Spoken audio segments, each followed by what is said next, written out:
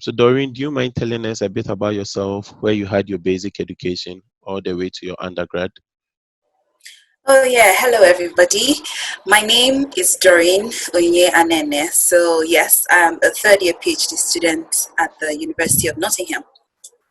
I started my undergrad, basic education in Nigeria, Okay, in northern Nigeria, particularly in Kaduna State. okay, So I went through the primary school, went to a university secondary school to get secondary school education, and as a JSS3, when I had to take we had to take the compulsory exams and then progress into senior secondary school, I specialized in science. okay, And then at the end of it, we took the normal exams, and then I got an admission to study animal science at Ahmadu Bello University. okay, So I spent 5 years there, and or nearly 5 years. And after that, I went on to University of Ghana to pursue a master's degree. okay. And right after that, I think about a month after I graduated from University of Ghana, I arrived in the UK to begin my PhD. Okay. So how did you hear about the University of Ghana, and why did you even apply to UG? Because Nigeria has equally good schools, and so why would you travel all the way to Ghana to do that? Interesting question. I get that. I get asked that question every time. So when I was in 300 level, I think I was about 21 years old, thereabout. The student body at the Faculty of Agriculture in Nigeria organized an excursion Okay, to Ghana. It was supposed to be an educational tour to Ghana. So I thought it was a good idea. okay, And then I paid and I joined the team. I think we were about 65 of us then. Then we went to Ghana. And for just very simple reasons, actually, I got to Ghana. We got to Ghana at night. We were lodged in the University of Ghana campus. I think Aquafo Hall. I okay. think, yeah, it was during the holidays. So, students Yes, were away. yeah. We were lodged in Aquafo Hall. And then we arrived at night, so I didn't even know where we were at. But by the time we woke up in the morning, I was like, oh my God, where is this beautiful place? It was so cool. It was so beautiful. And then at the time, we took walks around the university, went around BAM Library. It was just very beautiful. And I told myself, I'd always known that I wanted to do a higher degree right after my undergrad. Okay, So I told myself that if I'm not able to maybe travel out to like the Western countries, I'm going to come to Ghana. okay. And I couldn't travel out to the Western countries, so I went to Ghana. And All right. that's how come I got into Ghana. I got into UG. Okay. So, at the University of Ghana, did you have to pay out of pocket, or you had funding from probably the Nigerian government? How did you cater for your fees? I had to pay out of pocket. Okay. So when I was working in Nigeria, I had saved up some money. Okay. So I had that, and then I had the support of my parents Okay. as well. That was how I was able to pay my tuition and my living costs at the University of Ghana. But one thing I must add is that at the time when I was going to Ghana, I didn't know that there were scholarship opportunities. I didn't know that people could actually go to school sponsored. Okay. What When you, I s- knew, okay, please go so ahead. when you say sponsored, sponsored by who? The Nigerian government or Ghana? So what I knew was just the Nigerian government scholarships. Okay. And I thought that was too bureaucratic for me to navigate. And I was like, I'm not going to go through that because it could be very bureaucratic. I didn't know that there were other opportunities. I didn't know there were other scholarship and funding opportunities that could be explored. Okay. It was not until I got to Ghana that I realized, and then I started exploring, and that's how come I got the scholarship for my PhD. Okay. So Yeah. I still want to talk about the scholarship for your Sure. masters. But just out of your head, can you list probably one or two that you think anyone who wants to pursue a master's degree in Africa can apply to get funding for their masters? So, just to be clear, do you mean funding for African students to study in Africa, or Uh, funding for African students to travel out of Africa? to study in Africa. There are a number. There is Mastercard. I know there's Mastercard scholarship. Okay. I know there's this particular one, but it's not in agriculture. It's in public health. It's called TDL, tropical disease. I think I might Okay. have to check that, but it's I think it's with conjunction with WHO All right. something. Okay. Yeah, and then because I had other friends from different countries in Africa who were on scholarship in Ghana as well on that scholarship. There are a number actually. There's some I've forgotten all the names at this moment, but there's some in agriculture, and then it's like a joint scholarship between. Okay. I remember the time between University of Ghana and I think a university in Finland. Oh, So you interesting. spend some time here and there. There are a number of scholarships actually for Okay. Africans in Africa, Okay. but there's a lot more for Okay. Africans in the Western countries. All right. And so, with regards to your expenses, that's your feeding, accommodation, your fees, everything in Ghana for your masters. Is it something the average Nigerian can pay for? That's a normal middle class person. Um, no, that's because, and I'm saying this because there's a reason. So in Nigeria, education is heavily subsidized, right? So we Mm-hmm. barely pay nothing, just pay very little fees. So with that experience, having to pay as an international student, I was billed as an international student in Ghana, and I was Okay. asked to pay in US dollars. Hmm. So having experience paying less than $100 Okay. per year Okay. in Nigeria for 5 years as tuition fee, Okay. and having to pay $5,000 in Okay. Ghana. That's a Okay. big difference, Yeah. right? And Indeed. it requires like a lot of planning. And looking at the statistics, the poverty statistics in Nigeria, I don't think it would be a bit difficult for like the average Nigerian. You have to put it's possible, but you have to put in prior years of planning, saving, and just getting ready to face that cost because it's a big cost actually. Okay. And how many years did you take your masters? Okay, great. My master's degree was 1 year, 3 months. Oh, okay. My master's degree because it was an M Agric, not an MPhil. Okay. Yeah, which was okay. It All was right. it was just the research time that was shorter. Okay. However, I went on an extension Okay. for 6 months. Okay. Yeah, I went on a 6 month extension, so technically 1 year and 9 months. Okay. That's what it took me to get my master's degree. And after your masters, did you work? Yes, so actually it overlapped. So 1 year into my master's degree, I got an internship position with TechnoServe. Okay. TechnoServe is an international organization headquartered in Washington, but they had a project office in Ghana. Okay. They had a project that was looking at entrepreneurship opportunities for small and middle business owners.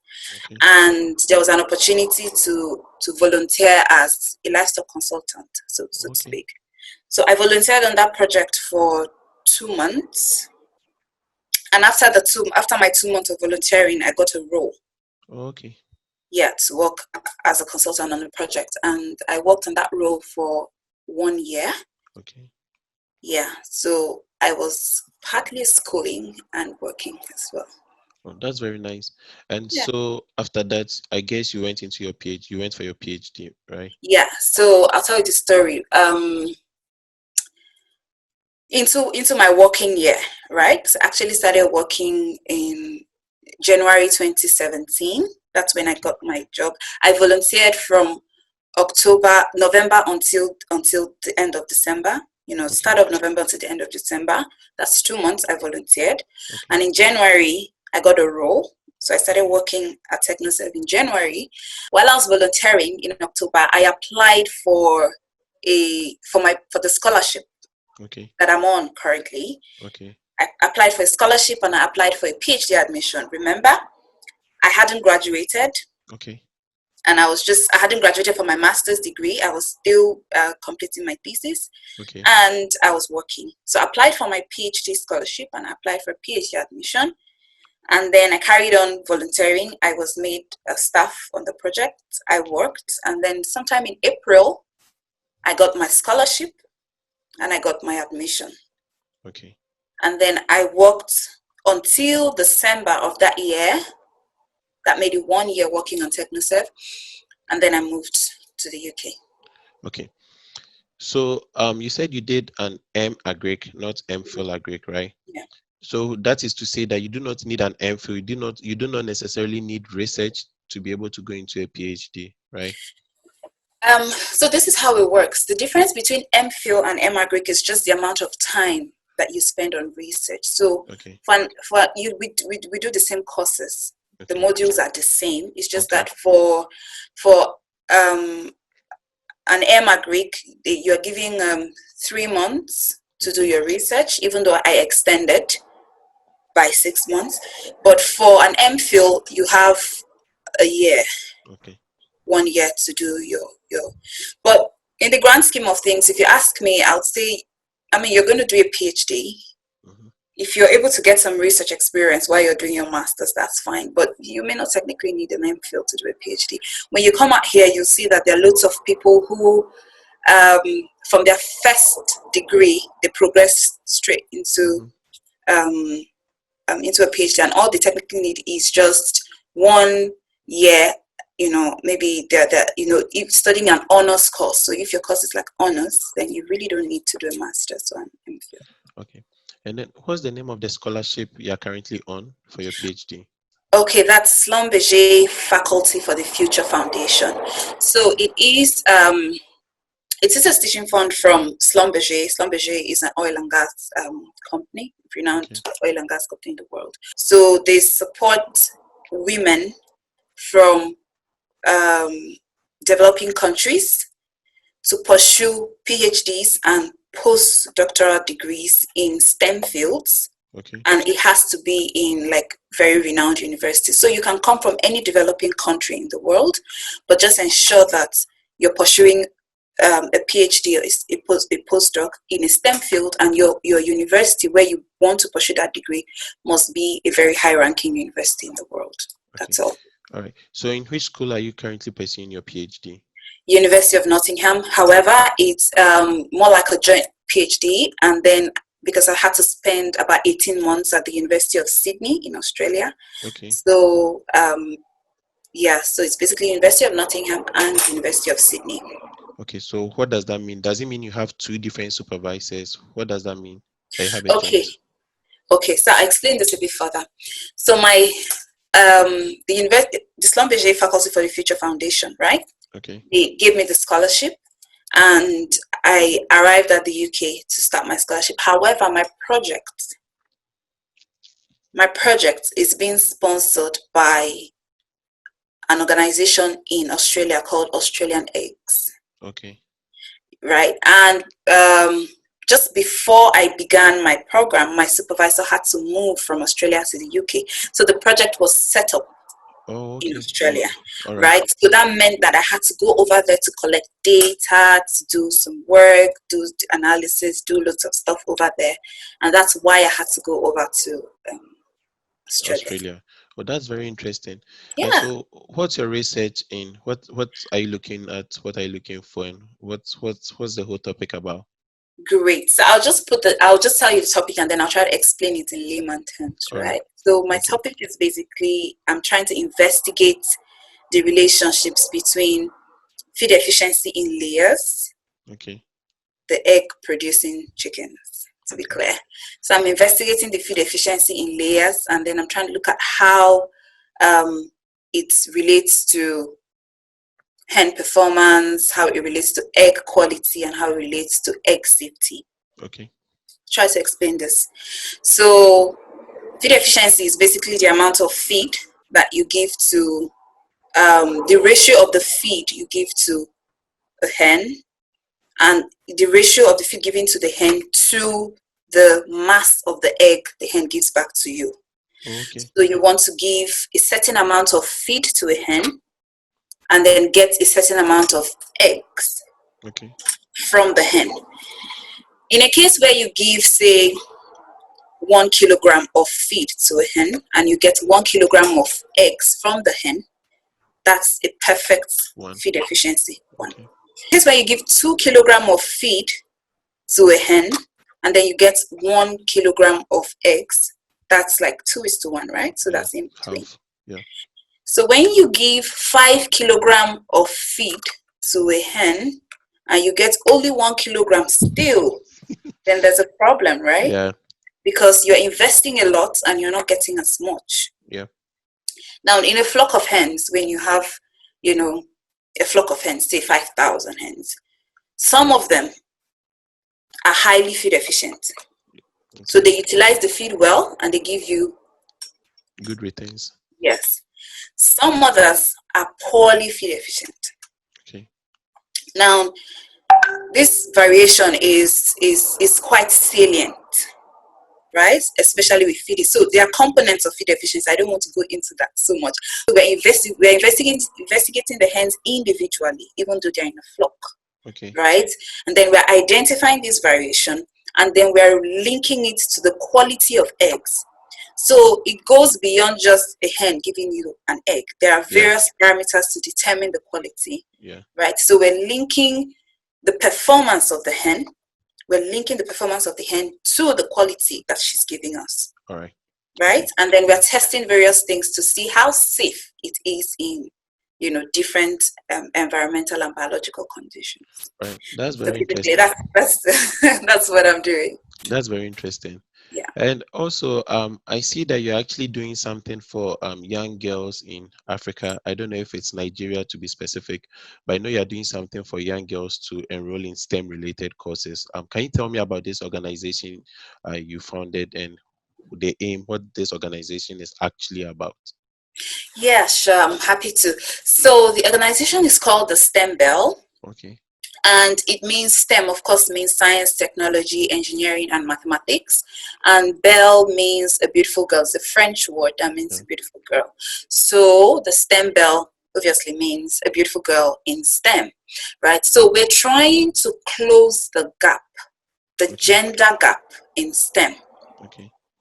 It's established, there's a very huge divide. There's a very huge imbalance of men and women in science fields. And then what this project is trying to do is we're trying to close the gap. But we are closing this gap in low-income communities, people who do not have the opportunity to get career guidance, to get mentorship, to get support, to get inspiration to pursue their dreams, especially in STEM.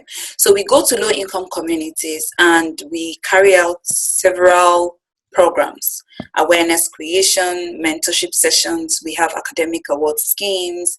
We organize summer boot camps. We have an ambassadorial scheme. We have kits to reduce the cost of studying STEM. All of this is just aimed to attract girls to science subjects, retain them in science classes when they get to senior secondary school, and then advance them to science careers through higher education in STEM. So this is, in summary, basically what we do. And the STEM Bell actually started in Ghana. The first school where we had a STEM Bell event was in Jolu, right? And junior high school Jolu. I don't know if you know that school.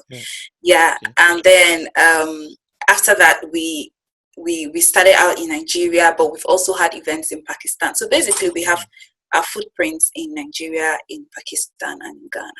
Wow, that's very interesting. And so what actually motivated you to do this? What was the inspiration? Where did you get it from? Okay, great. So all my sisters, I have 4 sisters. I have 3 sisters. Okay. And all of us are in STEM. At the time, one was studying engineering. She's an engineer now.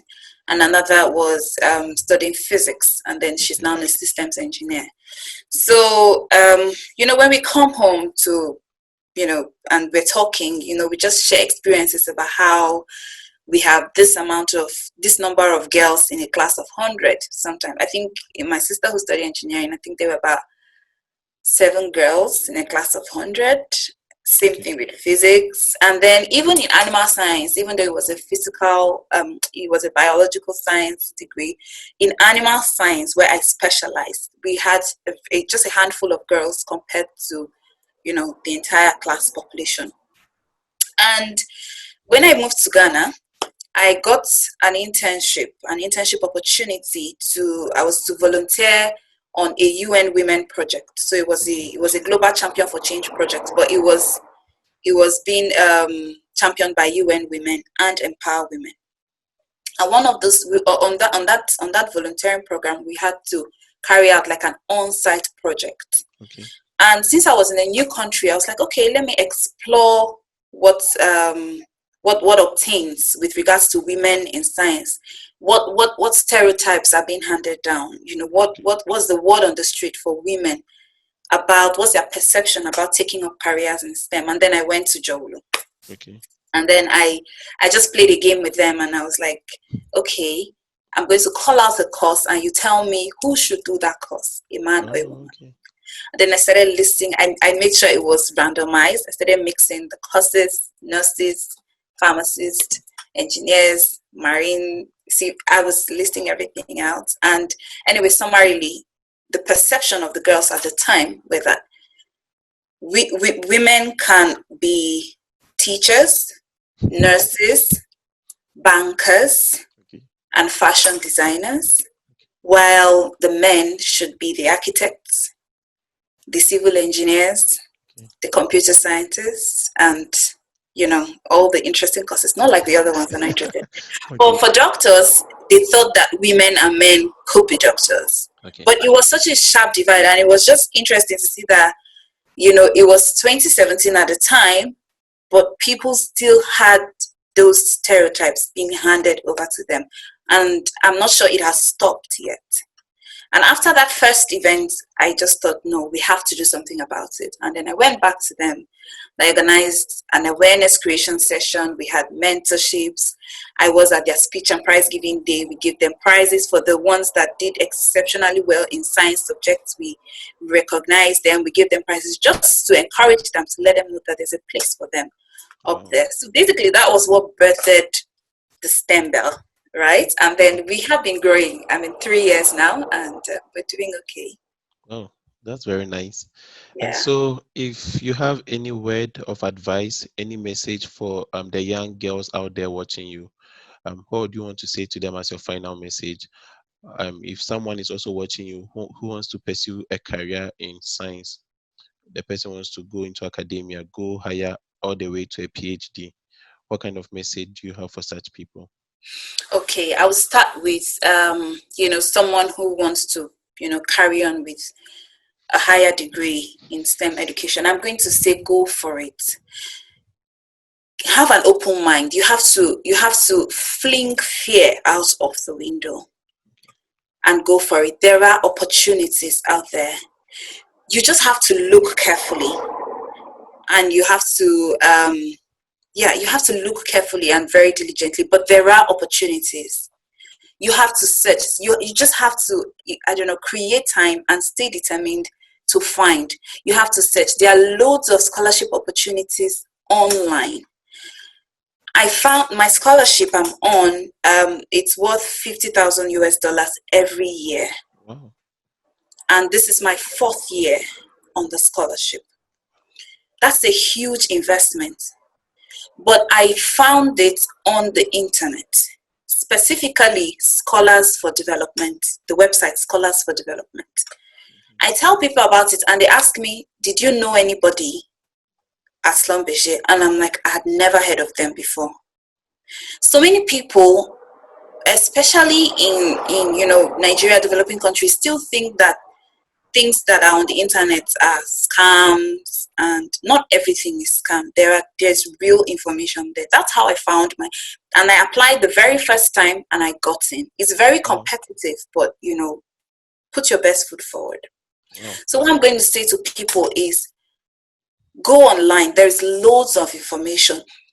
If you have a specific career interest, identify universities, Find out how to send emails to supervisors. Don't just send random emails. There's a skill, there's a way to do it. Find out how to do it and apply the techniques and send emails. Speak up. A closed mouth is a closed destiny, right? Ask these supervisors, this is my interest. How can I get in? Are there scholarship opportunities is there somewhere you would advise me to look? There are even some scholarship opportunities that are never announced on, popular websites. They are only announced on maybe departmental websites. But because you're not in that university, you may not know.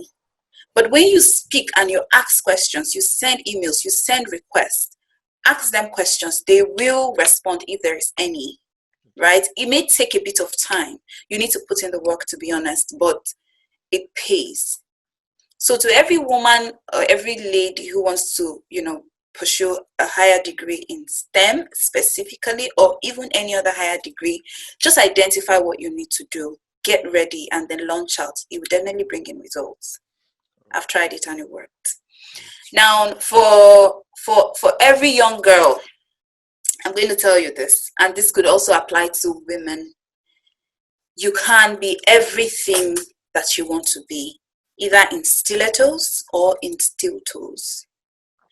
Don't allow society or stereotype to condition you into women in science cannot be married. Women in science can't give birth to children. There's all kinds of stereotypes out there. You have to deafen your ears against those ones. Don't listen. It's not true.